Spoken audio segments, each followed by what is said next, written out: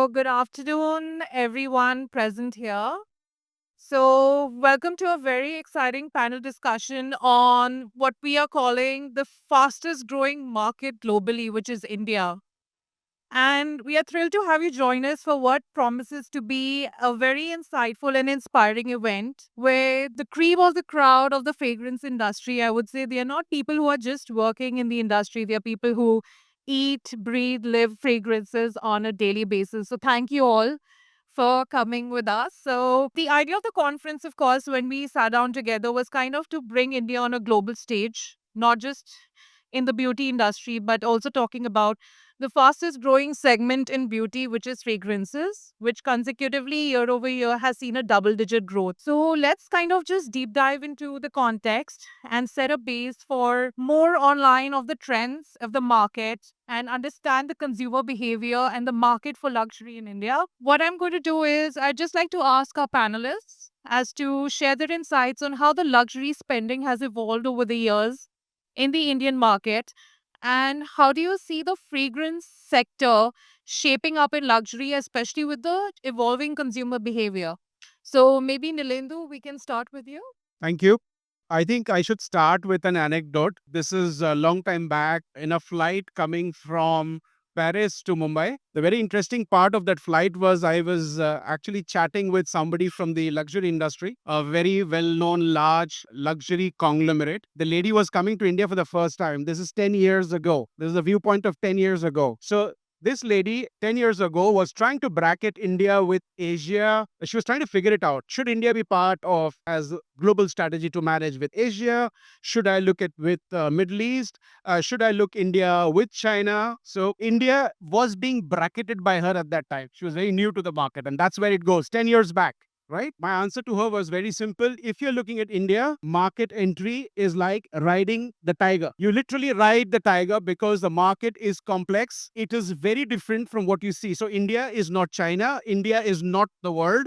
India deserves its own position. So, let me start with this line. India, as of now, is misinterpreted, misunderstood, and therefore misrepresented by all the global fragrance brands in the world. That's the starting point. And to set the pace, let me quickly give you an idea of what Indian market is. So Indian playing field today is actually a pyramidal structure. It's like a pyramid. Right in the middle. It's not a level playing field, it's a pyramid. And in this pyramid, you have various sections. And funnily, this pyramid is supported by four different pillars.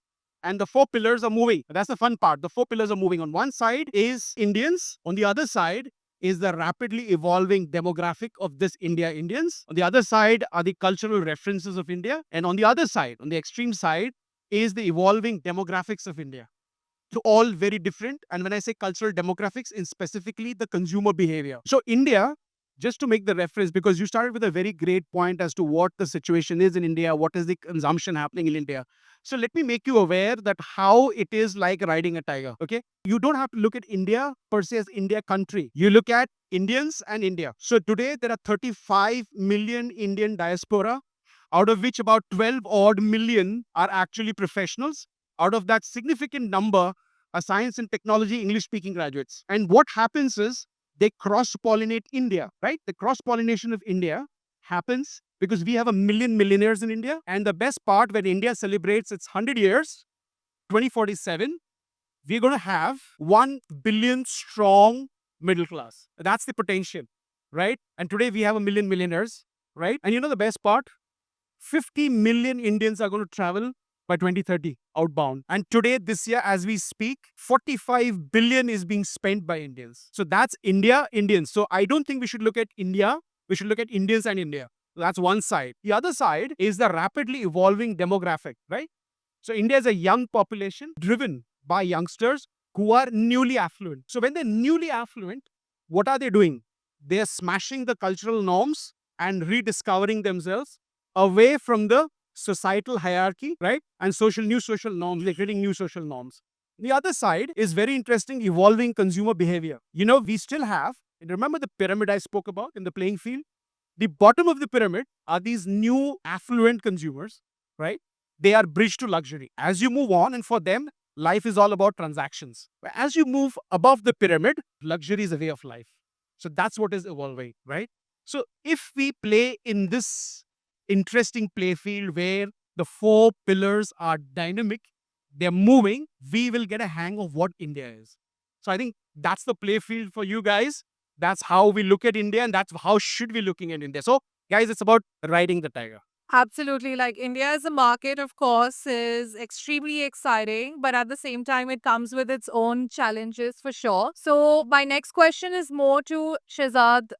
Basically, if you can just lay a context on what have you seen being 20 years in the industry? How have you seen the evolution of Indian brands, international brands coming to India? And what do you see the role of the Indian consumer behavior in brands also building their strategies accordingly?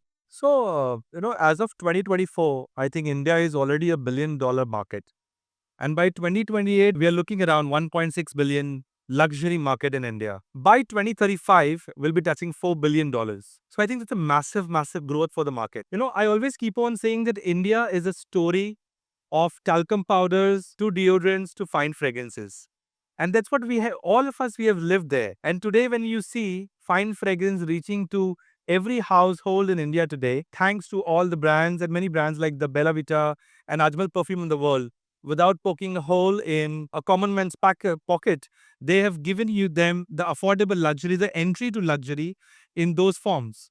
So I think we're very appreciative of the fact that the young consumers, the millennials, the Gen Zs of the world today appreciate, understand what fine fragrances stand for, and they have a massive disposable income and they're using that.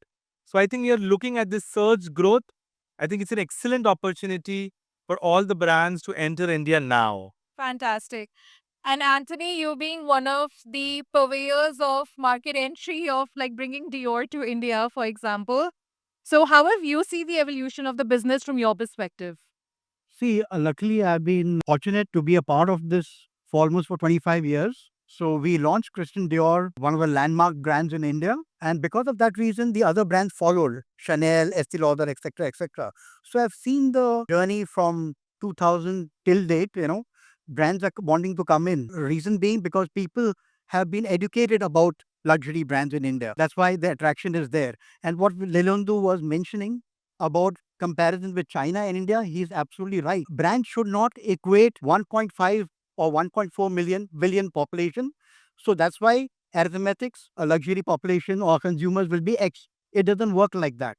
At least that's my experience. True. It doesn't work like that. What has happened is now recently we have been seeing growth of niche fragrances also, which means 20 years back it was Dior.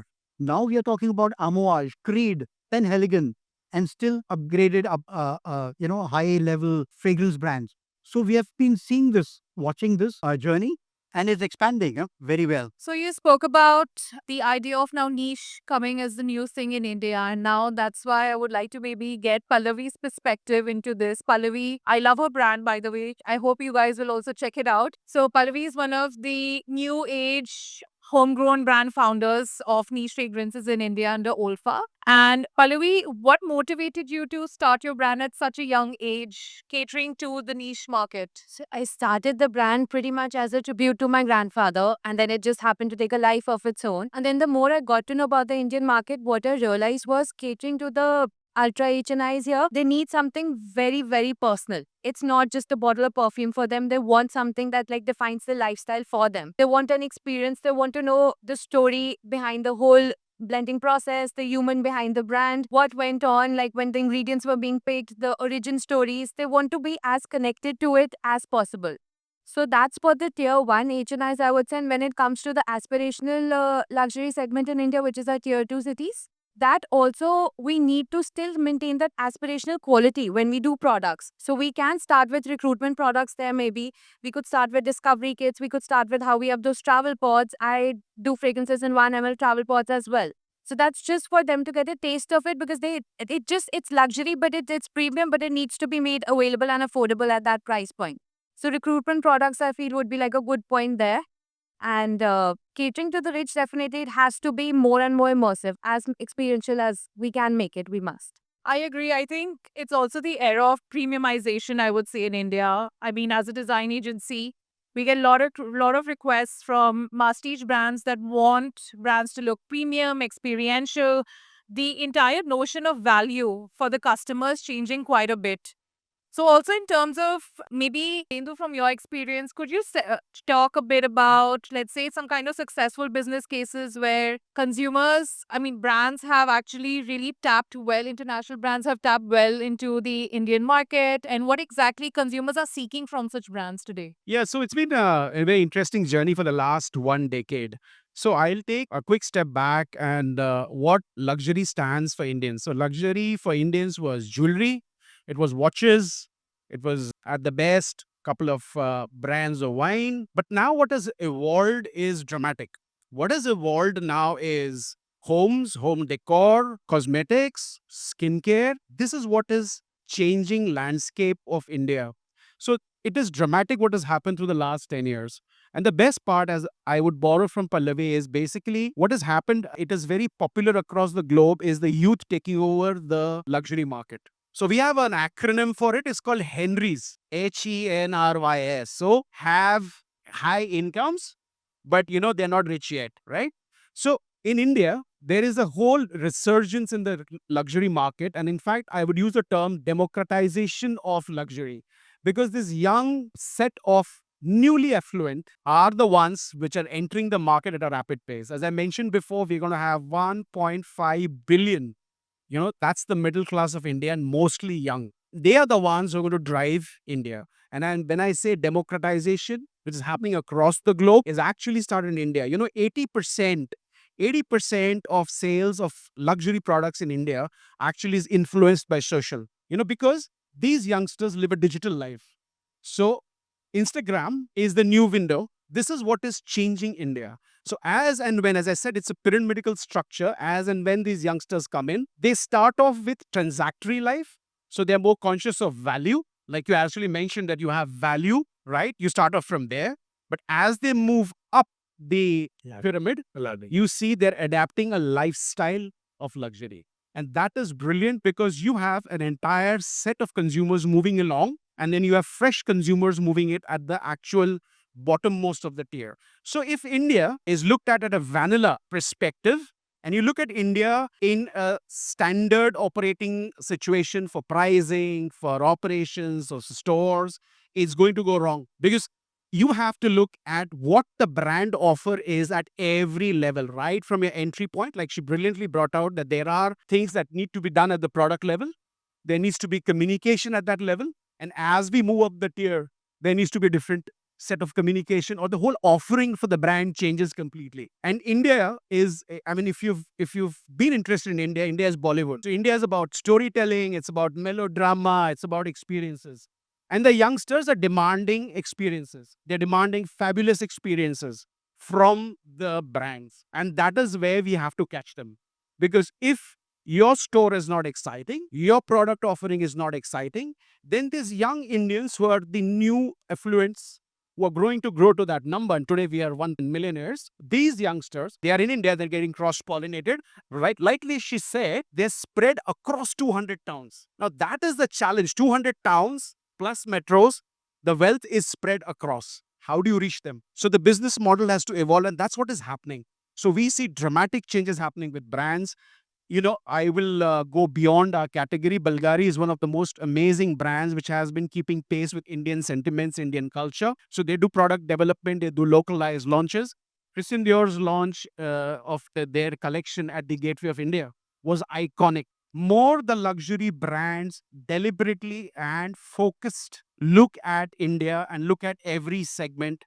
They're going to ride the tiger. Perfect. And I'm going to catch up on one word which you said, which is vanilla. I think it's important to understand that, of course, gone are the days when people are using standardized formulations, standardized ingredients, even in perfumery, if you look at it. There's a new trend of artisanal fragrances, because fragrances now are not just about adorning it or like the finishing touch to your outfit. It's more about self expression, it's more about enhancing who you are as a person. So, my next question is actually for Shehzad, followed by Pallavi. What I would like to know is what, in your perspective, brands need to do in terms of handcrafting fragrances, and why is there a need for brands to develop a unique statement or a unique style through artisanal fragrances? So see, artisanal fragrances are very personal, and it actually adds a lot to one person individuality. So everybody is wearing common fragrances. When I go out to my parties, I want to stand out. I want somebody to ask me, what are you wearing today? So this is where artisanal fragrances and artisanal ingredients also come out. Now, look at the brands like Naso Parfumi. They're bringing the ingredients like tamarind, pepper, mithi attar back to life. So all these brands, when they work on these artisanal fragrances and gives the story behind the fragrances, there's a human behind that entire story, gives a connection to the audience. The audience, the consumer, is always looking for something extra, something special. So I think this is where what the artisanal fragrances have to do. They have to come up with something unique, give and create something for individuals' personality. So I think that's all. I agree. So with ingredients also, the more fresher ingredients we use, the more like I have a red chili oud. So that by its very nature, like it starts with a very hot fragrance and then eventually moves into a very nice softer white oud. So the more we play with ingredients, the faster we'll be able to reach out to the kind of audience we're looking at here. We also should allow the audience to pick out the ingredients themselves. So with the customers coming into my store, they have the option to we host workshops for them. They have the option to nicely pick a fragrance to select their notes and blend one on the spot. So that also gives them the choice to basically put a pepper with a mitti attar, like he said, like fresher ingredients, newer ingredients, a lot of which are originated from India. So once we have that connect with the audience, the community automatically builds, and that's what all the bespoke experiences offer. Okay. And talking more about the experience, it's not just about the fragrance, but it's even about the product discovery experience, which really matters to the Indian audience, especially if they're willing to shell out the extra buck for a niche fragrance, right? So, Pallavi, what do you, in your experience, have you felt has really worked for your audience in that way? So, absolutely, to connect with the audience, it has to be immersive for us. So, anybody walking into a store can either we have a scented art corner wherein you mix the paints with the fragrances and create art of your own. We connect sound with fragrances. So, we have a sound of smell which we host every now and then. We, of course, to make your own perfume workshops. We combine drinks with fragrances. We introduce flavors with fragrances together. So the more the people experience what they're going for, what they want to, they are more in a better state to pick their own personal style, basically. That can come through art for them, that can come through smell, that can come through sound, however. So it's basically tapping into all the senses. Great. And this is more on the lines of, let's say, having your own brand. But of course, for a lot of international brands that retail through distributors, like you have Sentido, you have Maison de Parfum, which, host a huge variety of niche luxury brands in India for fragrances. So, Anthony, if you can maybe throw some light in terms of can brands that are looking to enter the Indian market leverage the offline retail platforms to really express the brand experience to the audience? See, when it comes to specifics to niche, there are two pioneers, as you mentioned, Beauty Concept and Sentido, who's opened these stores basically. So what they are doing is they are trying to educate the consumers about niche brands. And what has happened is personal experience, at least 2-3 years I've been with niche fragrances. People have started accepting niche fragrances, understanding what went in. I'll give you an example. There's a brand called Clive Christian. Probably many of you would know. There are almost more than 100 ingredients inside it. So just imagine a salesperson, what kind of storytelling he or she will have to say of 100 plus ingredients. It is interesting, no doubt about it. So Clive Christian, Creed, and Elegant, they are old niche brands. Roja, Matière Premier, Amouage, they are newer ones. So both are coexisting in India and world globally also, and accepted by Indians also, which is a very interesting journey which these brands have had in India, which is very, very good. And as I mentioned, there are almost 12 or 15 outlets for niche, which is already existing here in India, meaning retailing. So which is interesting compared to the normal Chanel and the Dior and the kind. So market is evolving for India, for sure, for niche. And it's going to stay like that. A very interesting point that you brought out. So what's happening in the last couple of years, I think India is just, if you look at it the right perspective, we are just right because, as I mentioned, the newly affluent, there is a huge influx of the newly affluent. Now, who are these guys? They are image conscious. They are actually beating back, the societal norms, right? They are status conscious. But you know what? They're creating an identity for themselves. So the best part, which must be mentioned, is they're moving from the great Indian saving mentality to splurging, right? To spending. Oh, that's a dramatic shift happening. Who are these? These are youngsters. And when they're discovering their new identity, right, which is away from the olden, ancient, traditional, I would rather say status driven, they're really not in that zone. They're rediscovering themselves or discovering themselves, giving themselves a new identity, right? Identity which is away, which is different from what is India, right? What they're used to. And that is where these niche and indie fragrances fit in because they're hungry for new experiences, they are discovering themselves. And if the niche brands actually make the effort to reach out and work with them, that is a huge base sitting out there. And they are looking for experiences. You know, the funny part is, like global consumers, Indian consumers are also passionate about experience. I'll give you an example of Ajmal, like we do in our stores. We do a lot of scent profiling. How does that happen? Because they experiment at our stores. They experiment a lot. And the best part is, even the online, the e-commerce division also continues that tradition. How does it do it? It's sampling. Now, sampling could be just plain vanilla sampling, or you can really create discovery and therefore, what do? You create scent profiles. So you are now engaging with your consumers. You're trying to know them better. You are pushing them to discover themselves while they're discovering scents. I think no other play field can be so exciting for niche or indie fragrances. I think we are just at the cusp of a very exciting, should I say, revolution, which is going to happen. Absolutely, I completely agree. And one of the things also it's important to highlight is we are one of not only the fastest growing economy, but we have the highest amount of digital penetration in the country.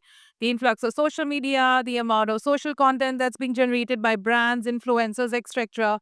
Fragrances are really leveraging their platforms to kind of express the brand and kind of help with the product discovery online. So, Nilendu, this question is actually for you, and I would also open the question to the panel later. Is how do you see digitization really helping brands to build presence in the market? And given the fact that fragrance is such physical, sensorial experience, how can you use omni-channel experiences to kind of limit or just overcome, I would say, that sort of limitation? Yeah, so I don't see this as it is a limitation. So two things you asked me. One question about digitization. So the old school luxury is now being digitized, not only driven by Indian young consumers, but worldwide the consumers, right? There's a very interesting Bain report, 2030. By 2030, all your luxury purchases, 40% of it is going to be online and 40% on mono brand stores. That's where we are going, and India is not behind. It's actually following the trend or actually pushing the trend. So, if that is the case, we see more of AI generated product development. We see a lot of metaverse being activated very soon. In fact, Ajmal is one of the first ones to actually get into NFTs. So, there is a lot of excitement happening. Now, I would look at, you can call sampling or as a very standard way of, as a counterfoil to the challenge of the sensorial challenge. But how you use it smartly is up to you. So, how is the discovery used? In fact, what we do, the way we operate our own e-commerce solutions, it's amazing. Whole the discovery pattern that is run around. As we said, we create profiles. So that's what's happening at the store level. One thing I'll take from Pallavi, the experience that we give, because Indians love experience, right? So when you walk into a store, they're allowed to experiment themselves, and a lot of time is spent on educating them about Indian ingredients that are being used. So, do you feel proud about? Yes, there is sandalwood. Yes, there is oud. Yes, there is vetiver. These are all commonly, but there's mango, there is ginger. Do you feel proud about it? So, when the Indian youth actually start engaging and experimenting with different types of scents, the pride comes in, right? And the best way for brands like Pallavi's is outward inwards.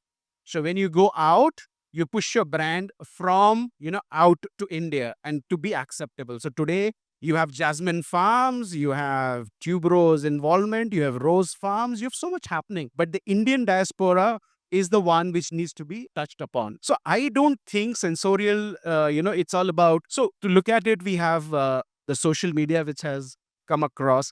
The challenge is, how do you create engaging visuals? How do you bring about that desire from visuals? And that's happening. And I'll, at this juncture, take a example of what the other industry has done, which is your food industry. They also face the same challenge.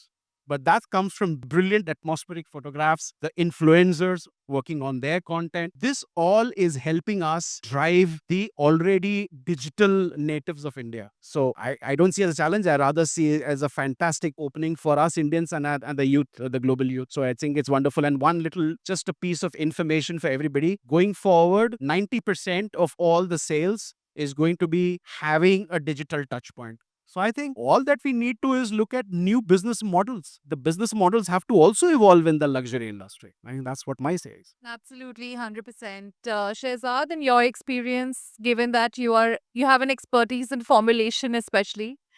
Yeah. So Nikita, just to take away from what Nilendu said, recently I was reading a survey where it said 67% of the fragrances that we buy today is touched online. We discover it online.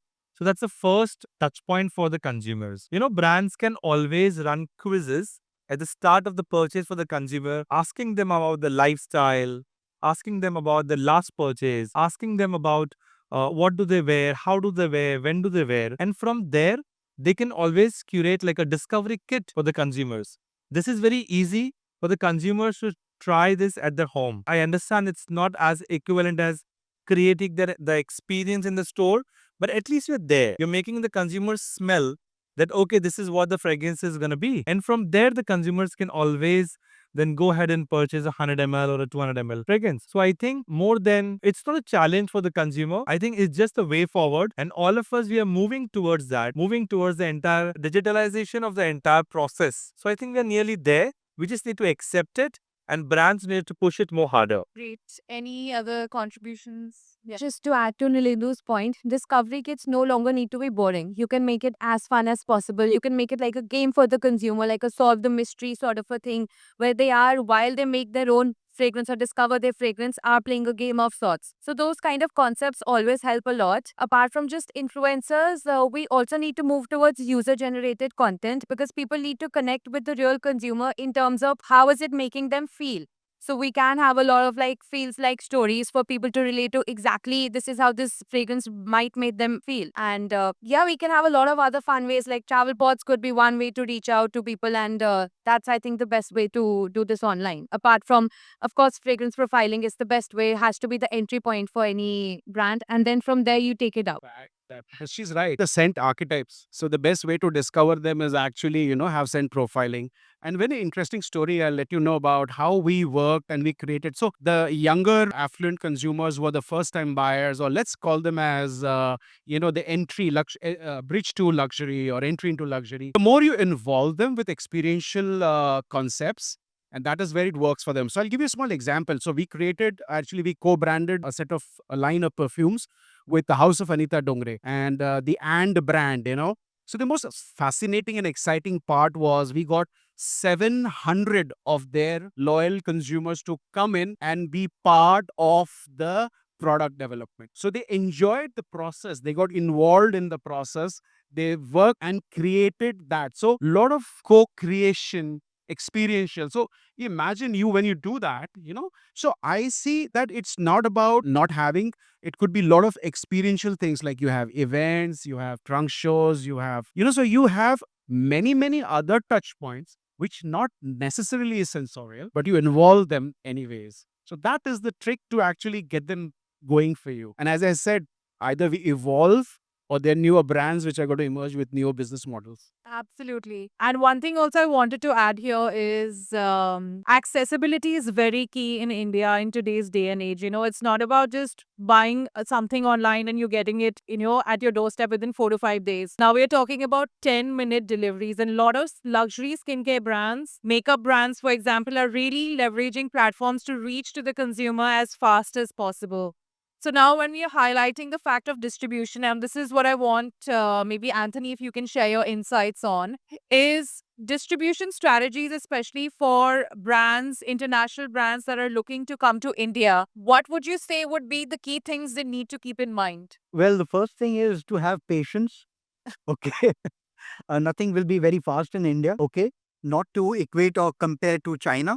Again, the last point which I made previously, 1.5 billion population, and then the arithmetics works out. It doesn't work like that. Then the brand should be very conscious about the pricing. Very, very important. What I've seen is there's a very successful brand called MAC in India where they have kept the pricing equivalent or similar to Europe or Dubai. This is very, very important to do, which means that you should not keep very, very high the price, okay, at par with all the rest of the global market. It'll be easier for these brands to come in. They need to test and try out the distributors, which means that they need to engage and work with the distributors closely. What I mean to say is, they just cannot sell the products and step back and ask the distributor to do the rest of the work. It doesn't work like that. They need to be hand in hand, grow the brand, which means that on an average, 3 to 5 years, it will take them to establish the brand. So they need to do a good recce in terms of, how they want to reach out the market, seriously, if they are serious. Just not selling, but actually working with the distributor. And other things, yes, they need to understand that the distributor should have the bandwidth also in terms of back-end supply chain, this, that, etc. That should be in place. Then you could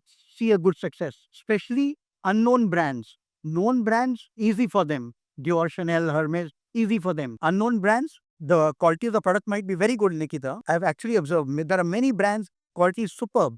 But how do you reach out to the consumer? So work with a distributor or you open a company of your own, subsidiary or whatever, and then work out. Okay. And what do you think about also cultural adaptations? Cultural adaptation, I don't have to say much. I'll tell you why. When it comes to fragrances, we are users of incense sticks, jasmine, tuberose, rose, you name it. So we already have those within our house. What Indian consumer is looking something out from global. So for me, I think Indian consumers, at least in fragrances, they're looking at whatever global brands have to offer, And Nilendu mentioned that Indians are traveling extensively. It is a fact. Now Indians are looking, can I smell something like a Amalfi, Positano in India? Can somebody give me that kind of fragrance? That's what Indians are looking at. So when it comes to cultural, I feel, Indians have kept the incense part at their home and for fragrances, they want a global experience, period. At least my experience. Pallavi, you add. I agree, but I totally agree with what you're mentioning. But at the same time, we have a Byredo introduce something like a Mumbai noise, which Indians take a lot of pride in using. At the same time, the younger generation, I feel, takes more interest in something that's made in India. They want something. If you tell them, "Oh, this from Assam," and this is where your perfume comes from, they take pride in the same. So while obviously the international appeal will always stay, but there is a certain shift also wherein people are moving towards Indian ingredients, made in India products, incense, how we use. Yeah. So this is all coming back with the new generation, I feel. True, true. And it is reflecting in international brands like Byredo making a Mumbai noise. Absolutely agree with her, because this is the response that we saw when our stores, as I mentioned, the younger audience is open to a lot of experiences. So when we started having this assisted discovery of oud as an ingredient, it was amazing. So we started, we understood that the experience is more important than actually the transaction. So when we started in our stores across India having this experiential point where there's an assisted discovery and then there is a sense of pride which comes in. So it's not that just because it's an international brand talking about an Indian ingredient, but somewhere you understand, appreciate that, and you go back to the heritage, right? So it's actually, her point is absolutely right that, it's how much effort are the Indian brands making or international brands coming back and introducing to Indians their own ancient, ingredients. So that's making a lot of difference out here. Another very interesting point for distribution, which I was just, you made some pertinent points. So there is the bugbear of FDI, and there is the import duties that we have in India, which makes it seemingly unattractive to Indians. I have a different point out here. If FDI allows you 100% retail into India, single brand entry, there is a question about 30% local sourcing. What's wrong in that? There's nothing wrong. Indian ingredients constitute about 50 to 20% odd popular ingredients across the world. Why not, as fragrance guys, I leverage it and use that, and therefore open my own boutique stores. I take advantage of that. So I can look at it.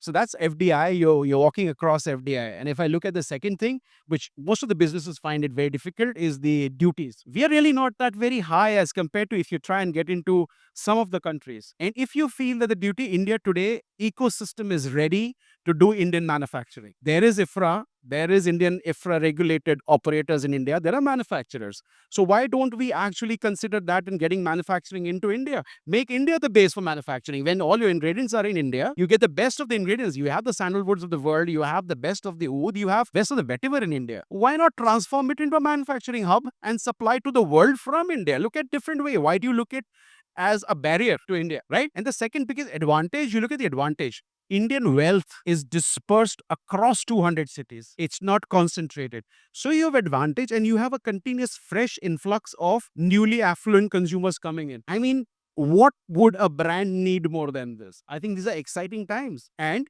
the best part is, since these youngsters are coming actually live an online life, it's completely online. And that's where, as Pallavi mentioned, or the other panelists have been talking about for long, is you are giving them that democratization which is happening because of digitization. So you're having at every price point. So you simply segment your price points. So if actually somebody says, oh, India is actually a value market, no, it's not. At a certain entry point, life is transactional because the consumers, the young consumers, are going to demand, right? They're going to demand from the brand the value proposition. But as they move up, it's more of storytelling. Yeah, it's your heritage.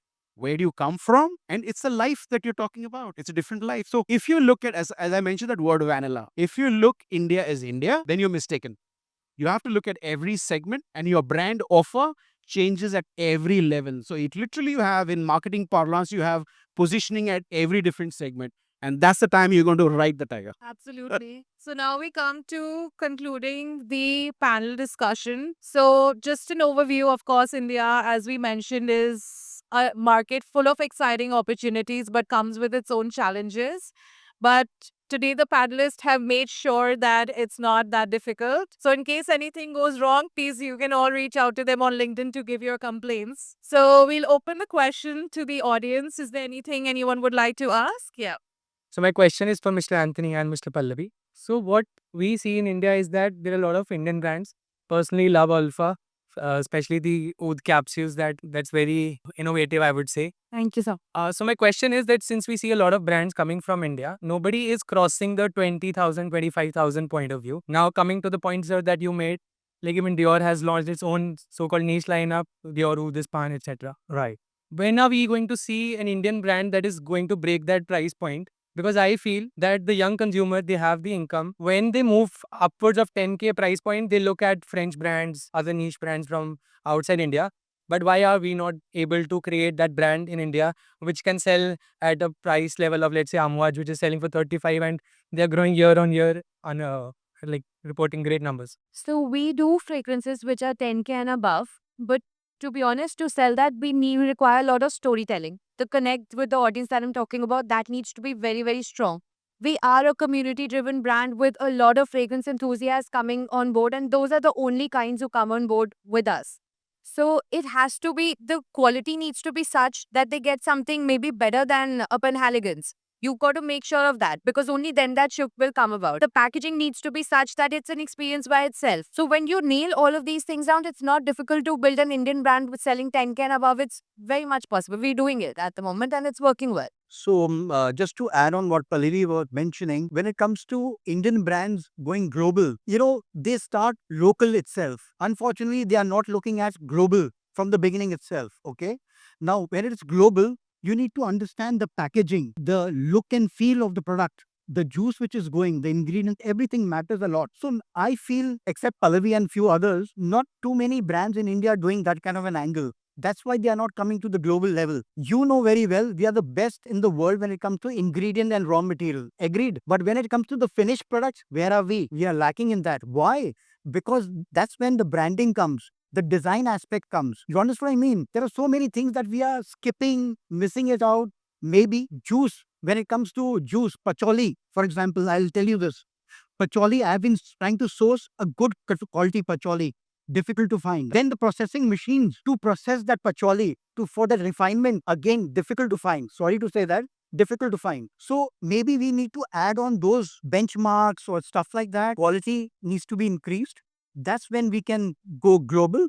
and have that kind of price point. Consumers also understands, when it's 20,000 rupees perfume, what has gone inside. They are not blind just to pick it up. There has to be a good storytelling. Not only storytelling, it should stand out. I'll give you an example. There's a brand in India which calls itself luxury, 500 rupees perfumes.